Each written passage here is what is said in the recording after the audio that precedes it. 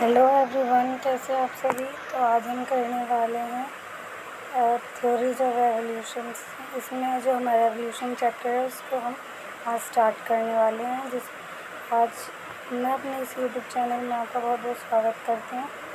चलिए स्टार्ट करते हैं। इसमें सबसे पहले हम सबसे ज़्यादा स्लाइड से कम पढ़ेंगे और राइटिंग में थोड़ा ज़्यादा पढ़ेंगे, लेकिन जैसी भी राइटिंग होगी प्लीज़ एडजस्ट करना। ओके, चलिए स्टार्ट करते हैं चैप्टर एवोल्यूशन।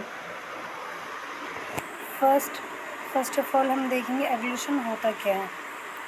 एवोल्यूशन कैसी प्रोसेस है। एवोल्यूशन है वो हमारा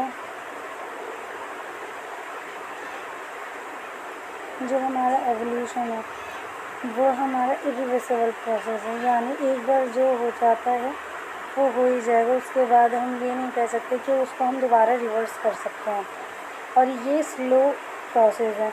जैसे कि आज की डेट में हमारा जो है एवोल्यूशन वो हो रहा है, लेकिन बहुत कम, क्या कहते हैं, इतने नेगलेक्ट तरीके से हो रहा है कि हम उसको अपनी आँखों से ऑब्ज़र्व नहीं कर सकते। तो ये ना बहुत ईयरली वाइज, बिलियंस वाइज बहुत ज़्यादा कैसे कह सकते हैं स्लो प्रोसेस है जो होता है। तो इसमें सबसे पहले हम देखेंगे origin of life, origin of universe. पहले हम ओरिजिन ऑफ यूनिवर्स पढ़ेंगे। ओरिजिन ऑफ यूनिवर्स हमारे जो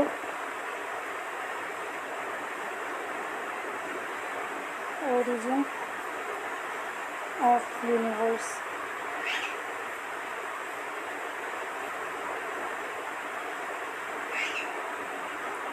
ओरिजिन ऑफ यूनिवर्स जो हमारा ओरिजिन हुआ था यूनिवर्स का, वो कब हुआ था? 2 बिलियन ईयर्स से हुआ था। क्या होता है? 2 बिलियन ईयर्स से हुआ था।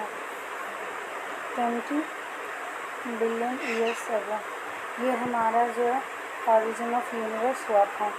ठीक है, ये कैसे पता चला? ये हमें जो एक रिसर्चर थे वो हमें पता चला बिग बैंग थ्योरी के थ्रू। किसके थ्रू? बिग बैंग थ्योरी के थ्रू हमें पता चला। ठीक है, उसमें जो क्या था, क्लाइमेटिक्स मैटर्स थे। हमने देखा कि क्लाइमेटिक मैटर्स का एक्सप्लोजन हुआ, बहुत स्ट्रॉन्ग एक्सप्लोजन्स हुए, यानी बड़े बड़े एक्सप्लोजन जो बहुत ज़्यादा बड़े होते हैं, इस तरीके के एक्सप्लोजन्स हुए।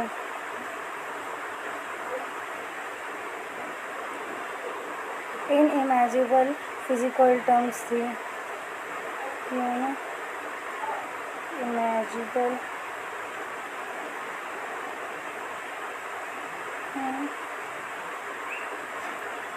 Physical terms. इसमें सबसे ज़्यादा क्या था? जो H2 और हीलियम, हाइड्रोजन और हीलियम गैस प्रोड्यूस हुई सबसे ज़्यादा। ठीक है, नेक्स्ट इसके बाद later got condensed due to gravitational force.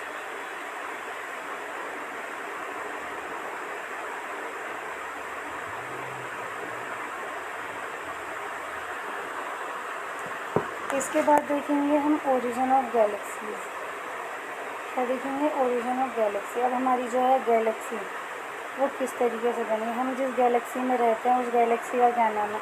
उस गैलेक्सी का नाम है मिल्की वे गैलेक्सी, या फिर आकाश गंगा। क्या है उसका? मिल्की वे गैलेक्सी, मिल्की वे गैलेक्सी या आकाश गंगा।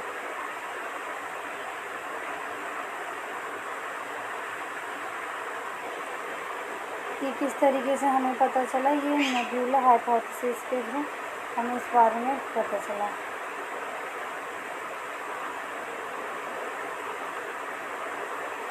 अब देखेंगे ओरिजिन ऑफ अर्थ। अब अर्थ का ओरिजिन किस तरीके से हुआ। ठीक है, देखेंगे origin of earth. Origin of earth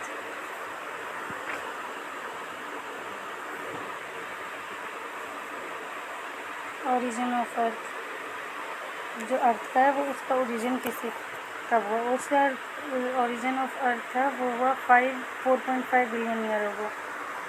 ठीक है, जो हमारा प्रीमिटिव अर्थ था, प्रीमिटिव का मतलब होता है पुराना, यानी उस वक्त हमारी जो प्रीमिटिव अर्थ था उसकी कई कंडीशंस क्या थी, कंडीशंस ऑफ प्रीमिटिव अर्थ।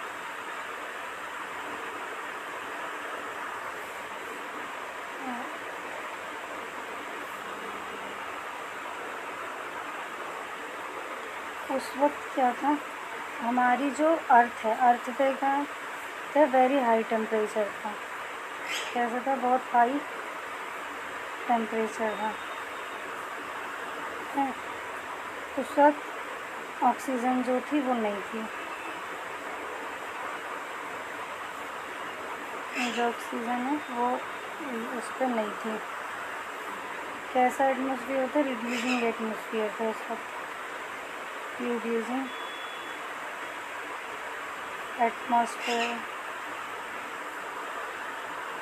उस वक्त क्या होते, सबसे ज़्यादा वॉल्केनिक इरप्शंस होते, जो ज्वालामुखी हैं वो बहुत ज़्यादा फूट रहे थे। ठीक है, और उस वक्त वाटर का कुछ इतना वो नहीं था सोर्स, है ना। थंडरिंग और लाइटनिंग हो रही थी बहुत ज़्यादा, मतलब ये बिल्कुल उस वक्त का टाइम है जब हमारी पृथ्वी पर कोई लाइफ नहीं थी, कुछ भी नहीं था, बस ये है कि उसका बनना स्टार्ट हुआ था, और कोई भी किसी भी तरह की कोई ओजोन लेयर नहीं थी जो अब जो यूवी रेडिएशंस को आने से रोक सके। ठीक है, नेक्स्ट हो सकता है इसके 2 पार्ट बने हैं चैप्टर एवोल्यूशन के, क्योंकि वैसे तो स्लाइड्स में तो बहुत कम चैप्टर है, लेकिन उस तरीके से अगर हम देखें डिटेल में तो ये बहुत बड़ा चैप्टर है। अब जब वॉल्केनिक इरप्शंस हुए, फिर वॉल्केनिक इरप्शंस हुए जब, तो क्या था, गैसेस निकली, कौन सी, CH4 NH3 H2 और वाटर वेपर्स निकले। क्या हुआ, वाटर वेपर्स निकले, लावा निकला ब्लैक सॉइल्स के थ्रू, यूवी रेज जो थी वो डायरेक्ट आ रही थी अर्थ पे,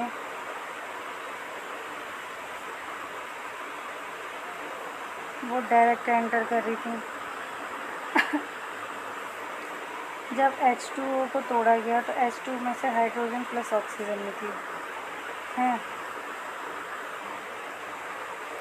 जो O2 थी, O2 ने रिएक्ट किया CH4 से, जिससे CO2 बनी हमारी कार्बन डाइऑक्साइड, और फिर क्या कहते हैं, CO2 react with CH4 to form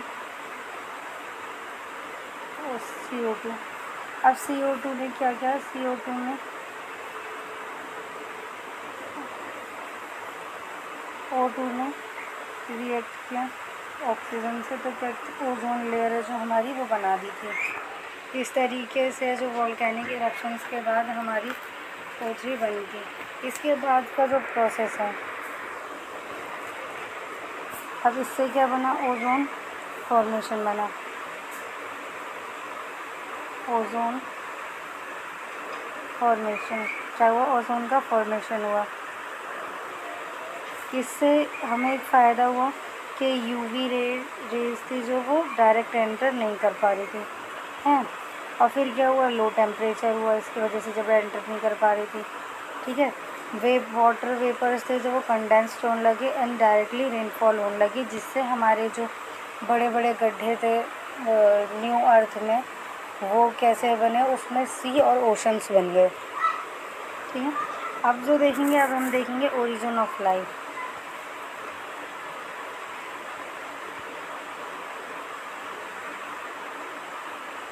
क्या देखेंगे, ओरिजिन ऑफ लाइफ। इसमें पहले हम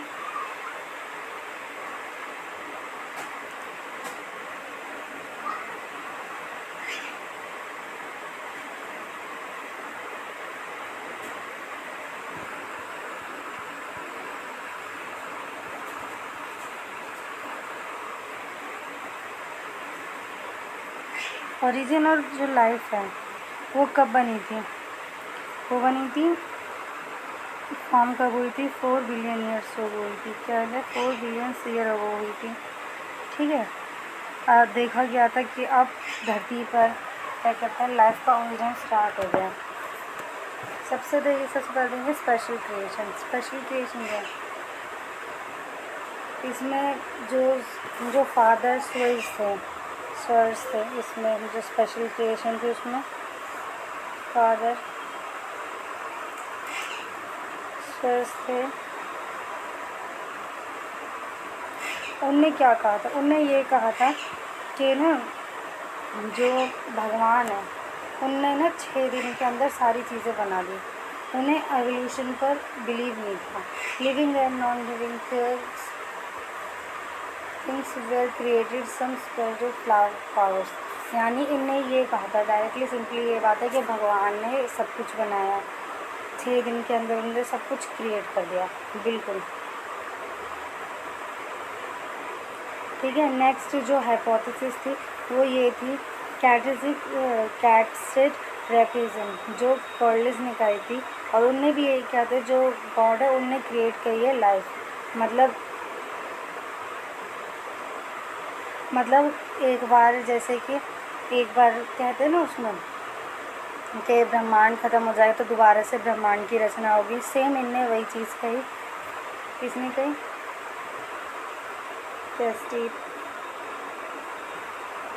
प्रोफिजियन ने ये कहा कि ना जब मास एक्सटेंड होता है तो दोबारा से लाइफ का ओरिजिन स्टार्ट होता है। ठीक है। इसके बाद देते हैं स्पॉन्टेनियस जनरेशन। उन्होंने क्या कहा? जो लाइफ कम्स आउट है direct clearing rotting method raw mud analysis. मतलब इन्हें सीधी बात कही कि जो लाइफ है कहाँ से आती है? डेड या डिक्लाइनिंग मैटर से आती है। ठीक है। इस बार देखते हैं biogenesis. Life originate from a pre existing life. इन्हें यही कहा। ठीक है। किसने कहा थी ये बात? ये कही थी लुइस पास्चर ने। किसने कही थी? ये लुइस पास्चर ने ये बात कही थी। ठीक है। लेकिन ये फेल हो गए थे, क्या कहते हैं, एक्सप्लेन करने फॉर ओरिजिन ऑफ लाइफ। ठीक है। इसके बाद है पैंसीनिया। क्या है ये? Units of life spores were transform to planets including Earth. मतलब जो ये लाइफ है ये किसी और प्लैनेट से आई है। ये किसने कहा था? आर्किटेक्ट्स ने कहा था। जैसे life come from another plants in the form of seeds spores from, मतलब किसी और प्लांट से ये सारी चीज़ें लाई गई हैं और तब यहाँ पे बाहर इसका क्या कहते हैं ओरिजिन हुआ है अर्थ पे लाइफ का। लेकिन ये सारी ऐसी बात है बस। इसके बाद है एक और, chemical evolution by Oparin Haldane. Life was originate from a non living और ऑन लिविंग मॉलिक्यूल्स। इसने यही बात की कि जो लाइफ है वो ऑर्गेनिक और इनऑर्गेनिक मॉलिक्यूल्स हैं, नॉन लिविंग थिंग से मिलकर बनी है। इसके बाद हम इनने एक लाइफ का सेटअप दिखाया जिसमें देखा कि लाइफ को किस तरीके से बनाया गया होगा। मतलब किस तरीके एक्सप्लोजन जो चीज़ें, मतलब उसे रिक्रिएट किया हुआ था आर्टिफिशियली। तो Miller's conduct experiment to prove a chemical evolution, यानी केमिकल के थ्रू उसमें evolution. As a result some amino acids are formed. इसमें देखो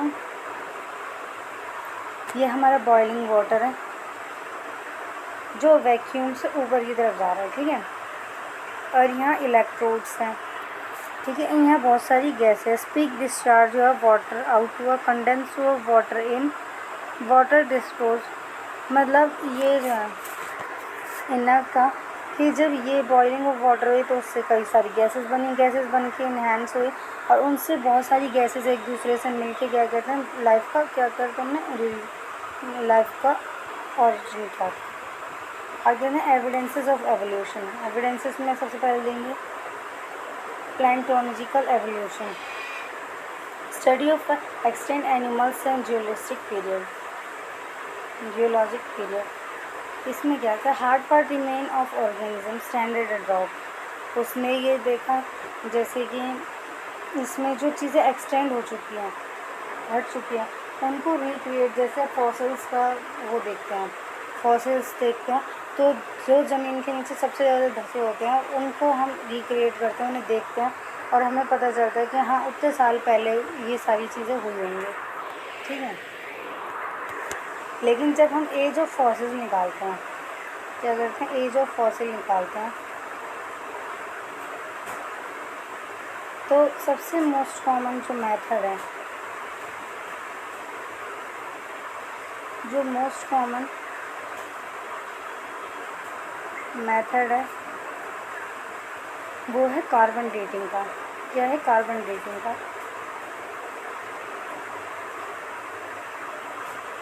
लेकिन जब मोस्ट एक्यूरेट हमें चीज़ें निकालनी होती है, बिल्कुल यही हो सकता है ये चीज़ें, तो उसके लिए होता है न्यूक्लियर स्पिन रेजोनेंस।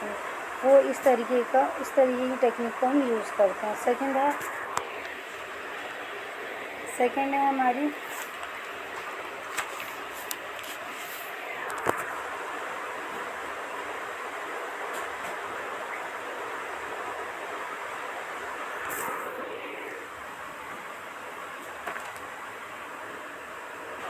है हमारी biochemical evidence. Organism show a similarities in a protein genes biomolecules and a metabolism it indicate common essentially. अब हमें देखते हैं सबसे पहले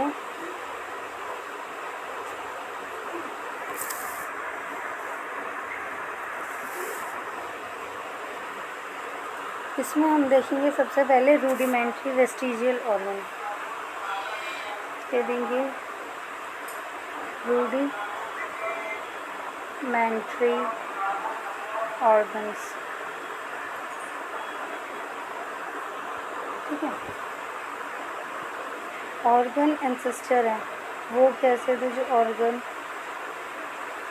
एंसेस्टर है वो है फंक्शनल।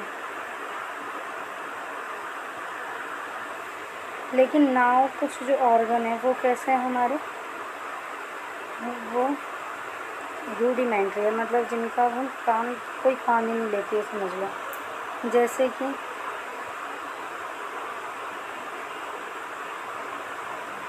कि नेक्टिंग मेम्ब्रेन, नेक्टिटेटिंग मेम्ब्रेन, ठीक है।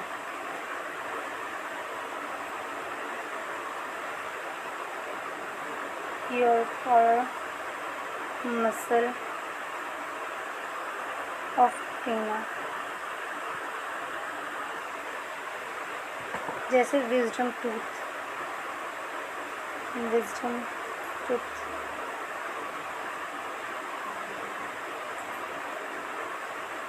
वर्मिफॉर्म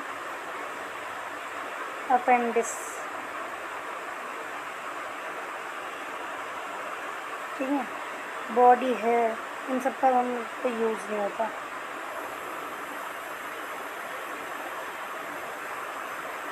abdominal muscle,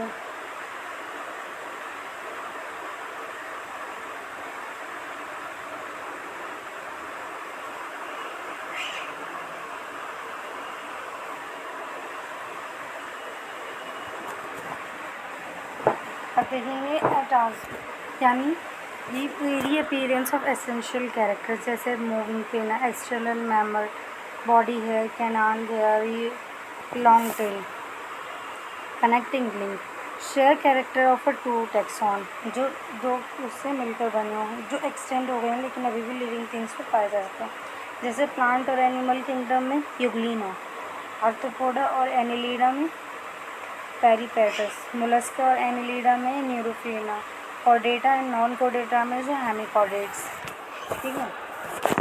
fishes is amphibians, जैसे लॉन्ग फिशेस, फॉकलिन, amphibians and reptiles. Missing link में हम देखते हैं shares characters of two taxon के थ्रू शेयर करते हैं हमने कैरेक्टर्स को, ठीक है। जिसमें हम दो देखते हैं, आर्किटेक्ट्री, पिथेजर, जिसमें हम देखते हैं एक रेप्टाइल्स और एक बर्ड। रेप्टाइल्स में क्या होता है, जो विथ टीथ होता है, वॉक्सटर्नम होता है स्केन होता है टेल।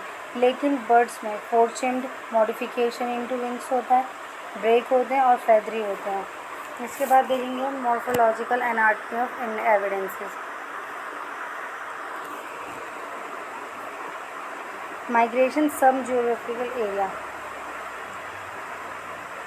तो इसमें देखेंगे homozygous organ, the organ living similar structure and origin but different function, the phenomena is called homology. Example human had, whales quill, bat wings, चीता foot, thrones of and tendrils of. Origin of a homozygous organ is due to divergent evolution. Related species become the less similar in a different environment condition.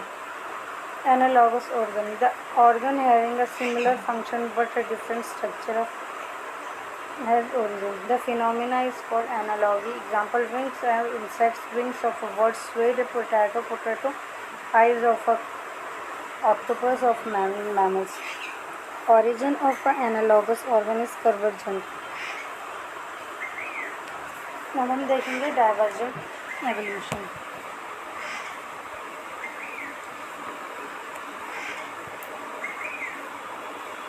क्या देखेंगे? Divergent evolution.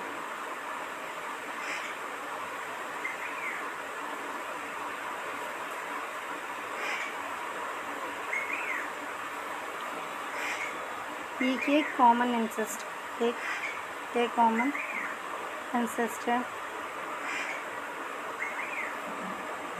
इनका same structure होता है but different functions होते हैं इनके। Same structure but different functions. इनमें क्या होता है? ट्रू एवोल्यूशन होता है, ट्रू एवोल्यूशन होता है इसमें। सम ज्योग्राफिकल एरियाज में पाए जाते हैं।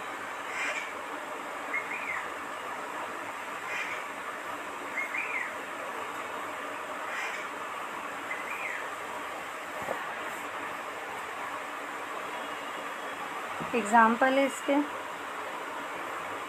thrones of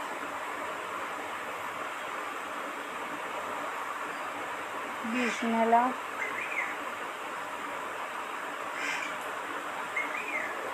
as Chandrillas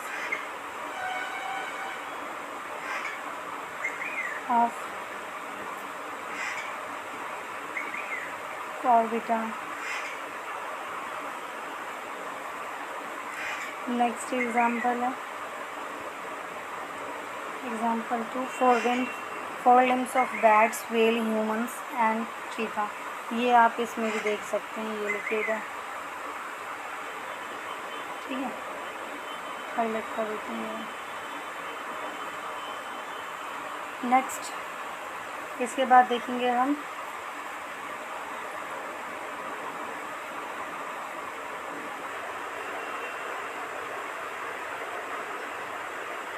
देखेंगे कन्वर्जेंट एवोल्यूशन। कन्वर्जेंट एवोल्यूशन ये डिफरेंट स्पीशीज़ में होते हैं, डिफरेंट स्पीशीज़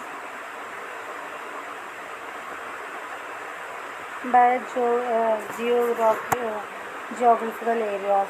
ये इनका जो एवोल्यूशन है वो ट्रू एवोल्यूशन नहीं होता, ऐसे बता देती हूँ क्योंकि लिखने में मेरे को प्रॉब्लम हो रही है, ठीक है। इनका जो एंसेस्टर होता है वो कॉमन नहीं होता, इनके सेम फंक्शन रहते हैं बट डिफरेंट स्ट्रक्चर्स के साथ। कहते हैं कन्वर्जेंट एवोल्यूशन में जो है वो सेम फंक्शन रहते हैं लेकिन अलग अलग स्ट्रक्चर्स के साथ। इनमें एनालॉगस ऑर्गन्स होते हैं। इसके एग्ज़ाम्पल आप देख सकते हैं, जैसे तो इसके एग्ज़ाम्पल हैं ये wings of bird, sweet potato, eyes of octopus, mammals, ये इसके एग्ज़ाम्पल है, ठीक है। एडेप्टिव रेडिएशन, अब adaptive rate when a species radiate to different geographical area and survive to adapted, मतलब हम किसी चीज़ को अडेप्ट कर लेते हैं जब, ठीक है। अब इसके बाद नेक्स्ट ये हमारा हो गया it is evolution in of a different species from an ancestor of a geographical area. Darwin fished Australian markets, placenta mammals of Australia, ठीक है, ये आप देख लेना। Next natural selection.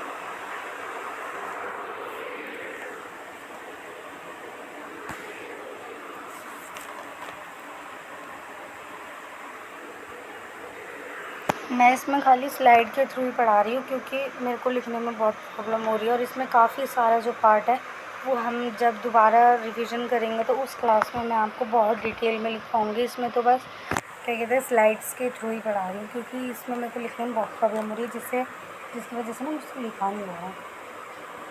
चलिए स्टार्ट करते हैं। Natural selection it is the process of in which of organism with a better favorable variation and must survive or reproduce. Example in England before the industrial in 1850s, more wide-winged moth and then dark-winged moths.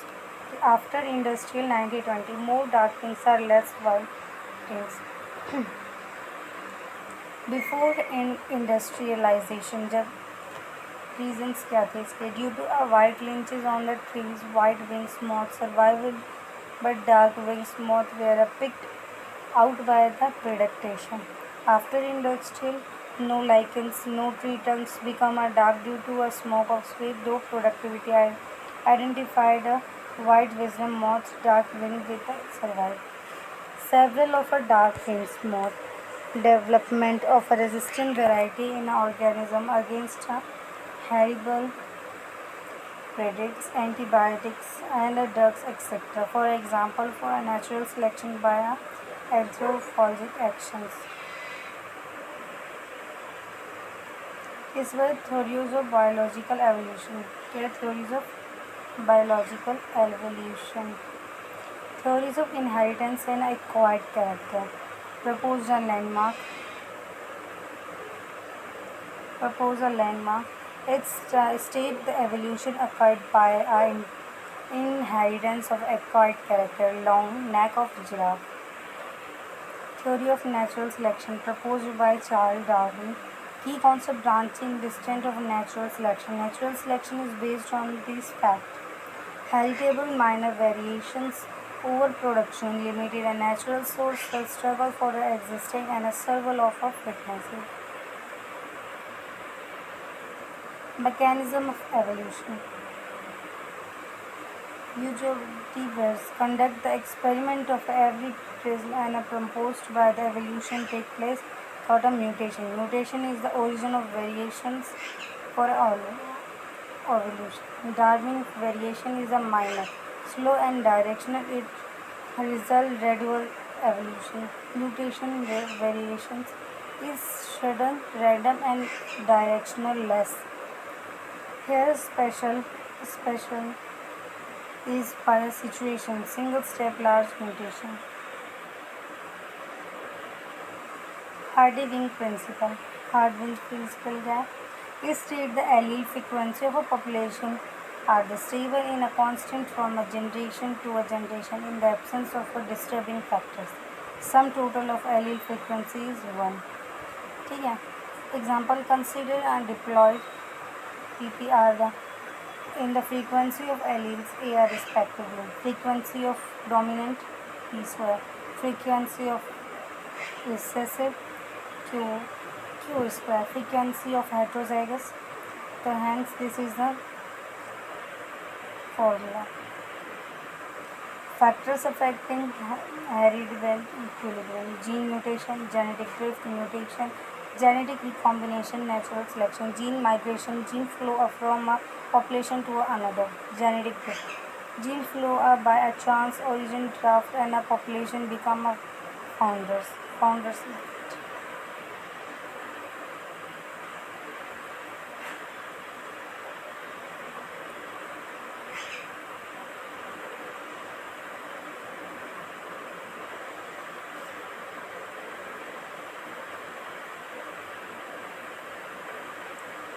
Next हार्विंग Weinberg principle, natural selection. 3 types के जो natural है, जैसे stabilising. Here more individual acquire a mean character value and a variation reduce. Directional यानी direction की तरफ से इस तरफ, ठीक है। Disruptive selection, feature. Next origin of evolution of a man. सबसे पहले क्या थे, डार्पिथस रामा ऑस्ट्रेलिया। ये क्या कहते हैं, ये सीक्वेंस है ह्यूमन एवोल्यूशन का। Thank you for all, this is all the chapter. I hope you like the session.